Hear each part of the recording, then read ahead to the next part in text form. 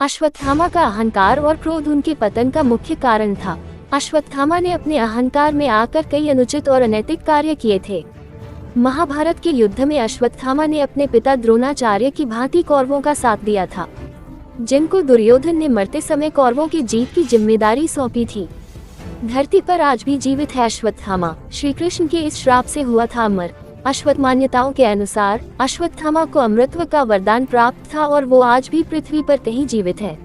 अश्वत्थामा महाभारत का एक ऐसा योद्धा था जिसने अपने पिता द्रोणाचार्य की मृत्यु का बदला लेने के लिए पांडवों के किले में कोहराम मचा दिया था। आइए अश्वत्थामा के बारे में आपको विस्तार से बताते हैं। अश्वत्थामा पांडवों और कौरवों के गुरु द्रोणाचार्य का पुत्र था। वह जन्म से ही अपने पिता की तरह पराक्रमी और धनुर्विद्या में माहिर था। एक बार संतान प्राप्ति के लिए द्रोणाचार्य और उनकी पत्नी कृपि ने हिमालय जाकर तप किया। तब भगवान शिव ने प्रसन्न होकर उन्हें तेजस्वी पुत्र होने का वरदान दिया था। द्रोणाचार्य और कृपि की इसी संतान का नाम अश्वत्थामा पड़ा। ऐसा कहा जाता है कि यह महाभारत का इकलौता ऐसा किरदार है जो कलयुग में भी जीवित है। वैसे तो द्रोणाचार्य पांडव और कौरवों दोनों के गुरु थे, लेकिन कुरुक्षेत्र में हुए महाभारत युद्ध में द्रोणाचार्य कौरवों की तरफ से लड़े थे। महाभारत के युद्ध में भीष्म पितामह के शरशय्या पर पड़ने के बाद उन्होंने कौरवों की सेना का नेतृत्व किया। श्री कृष्ण और पांडव जानते थे कि द्रोणाचार्य के संचालन में कौरवों का हराना आसान नहीं होगा। तब श्री कृष्ण ने इसका तोड़ निकाला। वह जानते थे कि द्रोणाचार्य अपने पुत्र से बहुत प्रेम करते हैं और पुत्र अश्वत्थामा की मृत्यु का सुनकर टूट जाएंगे, तो योजना के अनुसार भीम ने अवंतिराज के एक हाथी अश्वत्थामा को मारा और युद्ध में यह बात फैला दी गई कि अश्वत्थामा मारा गया। द्रोणाचार्य ने जब सुना कि अश्वत्थामा मारा गया तो गुरु द्रोण को पहले तो ये विश्वास नहीं हुआ, क्योंकि उनका पुत्र तो अजर अमर है जिसे कोई मार नहीं सकता। तब क्योंकि युधिष्ठिर कभी झूठ नहीं बोलते थे, उन्होंने युधिष्ठिर से इसकी पुष्टि करना चाहिए। युधिष्ठिर को पता था कि अश्वत्थामा नहीं मारा गया है, बल्कि इसी नाम का एक हाथी भीम द्वारा मार गिराया गया है। चूंकि युधिष्ठिर हाथी को भी मरते या मारते हुए नहीं देखा था, अतः वह झूठ बोलने को तैयार नहीं थे। द्रोणाचार्य के पूछते पर उन्होंने कहा कि हाँ, अश्वत्थामा मारा गया है। युधिष्ठिर के इतना कहने पर ही श्री कृष्ण अपना शंख बजा देते हैं, जिसके शोर में द्रोणाचार्य युधिष्ठिर द्वारा कही गई आगे की बात नहीं सुन पाते हैं कि परंतु वह हाथी था या और कोई, यह मैं नहीं जानता। गुरु द्रोणाचार्य आखिरी शब्द हाथी नहीं सुन पाए और उन्होंने समझा मेरा पुत्र मारा गया। ये सुनकर उन्होंने शस्त्र त्याग दिए और युद्ध भूमि में आंखें बंद कर शोक में डूब गए। यही मौका था जबकि द्रोणाचार्य को निहत था जानकर द्रौपदी के भाई धृष्टद्युम्न ने तलवार से उनका सिर काट डाला। जब ये बात अश्वत्थामा को पता चली कि मेरे पिता को छल से मारा गया है, तो उसने क्रोधित होकर पांडवों के समूल नाश की शपथ ली। पांडव नहीं जानते थे गुरु द्रोणाचार्य ने अर्जुन के अलावा अश्वत्थामा को भी ब्रह्मास्त्र चलाना सिखाया था। पिता की मृत्यु से क्रोधित अश्वत्थामा ने जैसे ही नारायण शस्त्र चलाने का फैसला किया, पांडव डर गए।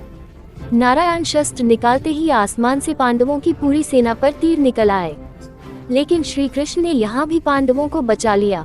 श्री कृष्ण जानते थे कि नारायण शस्त्र का निहत्थों पर कोई असर नहीं होता है और इसका उपयोग सिर्फ एक बार किया जा सकता है। कृष्ण के इसी संदेश से सभी पांडवों ने अस्त्र त्याग दिए और इसी कारण पांडव बच गए और अश्वत्थामा का नारायण शस्त्र बर्बाद हो गया। महाभारत का युद्ध समाप्त होने के उसने पांडवों का समूल नाश करने की प्रतिज्ञा ली और चुपके से रात के समय पांडवों के शिविर में पहुंचा और कृपाचार्य तथा कृतवर्मा की सहायता से उसने धृष्टद्युम्न और पांडवों के बचे हुए वीर महारथियों को मार डाला। उसने द्रौपदी के सोए हुए 5 पुत्रों को पांडव समझकर मार डाला जब वे सो रहे थे। युद्ध के नियमों के अनुसार रात के समय युद्ध करना नियम के विरुद्ध था। इस कृत्य ने अश्वत्थामा को अधर्म के पथ पर और आगे धकेल दिया। पुत्रों की हत्या से दुखी द्रौपदी विलाप करने लगी। उसने पांडवों से कहा कि जिस मणि के कारण वह अजर अमर है, उस मणि को उसके मस्तक पर से उतार लो। अर्जुन ने जब यह भयंकर दृश्य देखा तो उसका भी दिल दहल गया। उसने अश्वत्थामा के सिर को काटने की प्रतिज्ञा ली। अर्जुन की प्रतिज्ञा सुनकर अश्वत्थामा वहां से भाग निकला। भीम को जब ये पता चला तो वह अश्वत्थामा को मारने के लिए उसे ढूंढने निकल पड़े। उनके पीछे युधिष्ठिर भी निकल पड़े। बाद में श्री कृष्ण और अर्जुन भी अपने रथ पर सवार होकर निकल पड़े। अश्वत्थामा को जब ये पता चला कि अर्जुन और श्री कृष्ण उसे पकड़ने के लिए उसके पीछे आ रहे हैं, तो वह वेदव्यास जी के आश्रम में पहुंच गया। तभी वहां पर अर्जुन और श्री कृष्ण पहुंच जाते हैं। पांडवों से बचने के लिए अश्वत्थामा धृत लगाकर कुश के वस्त्र पहनकर गंगा के तट पर बैठ गया। वहां वेदव्यास जी के साथ अन्य ऋषि भी थे। अर्जुन को देखकर अश्वत्थामा एक कुश को निकालकर मंत्र पढ़ने लगता है और उस कुश को ही ब्रह्मास्त्र बनाकर उसे अर्जुन पर छोड़ देता है। ये देखकर श्री कृष्ण और वेद व्यास जी अचंभित हो जाते हैं। तब तक श्री कृष्ण के कहने पर अर्जुन भी ब्रह्मास्त्र का प्रयोग करता है। ये देखकर वेद व्यास जी घबरा जाते हैं और वह अपने बल से दोनों के ब्रह्मास्त्र को बीच में ही रोककर कहते हैं कि अपने अपने ब्रह्मास्त्र को वापस लो, अन्यथा विनाश हो जाएगा। अर्जुन तो अपना ब्रह्मास्त्र वापस ले लेता है, परंतु अश्वत्थामा कहता है कि मैं ऐसा करने में असमर्थ हूँ। तब वह उस ब्रह्मास्त्र का रुख अभिमन्यु की पत्नी उत्तरा के गर्भ में पल रहे बालक पर छोड़ देता है। ये देखकर सभी अचंभित और क्रोधित हो जाते हैं।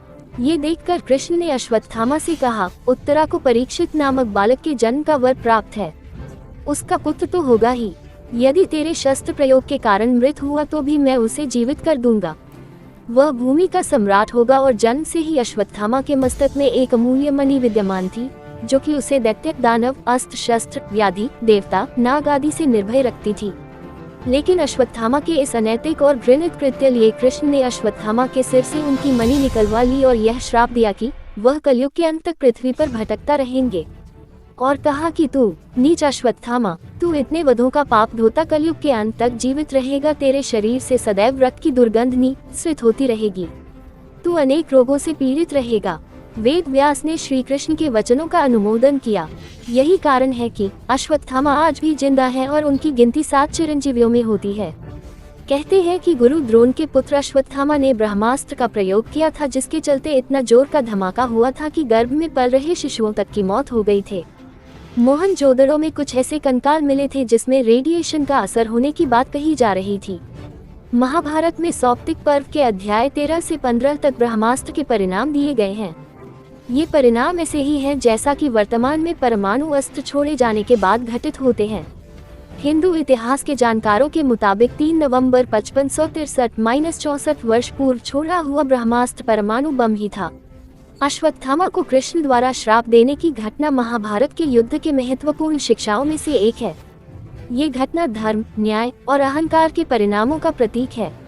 भगवान कृष्ण ने अश्वत्थामा को श्राप देकर यह सिखाया कि अधर्म का मार्ग अपनाने वालों को अपने कृत्यों के लिए अवश्य ही दंडित होना पड़ता है।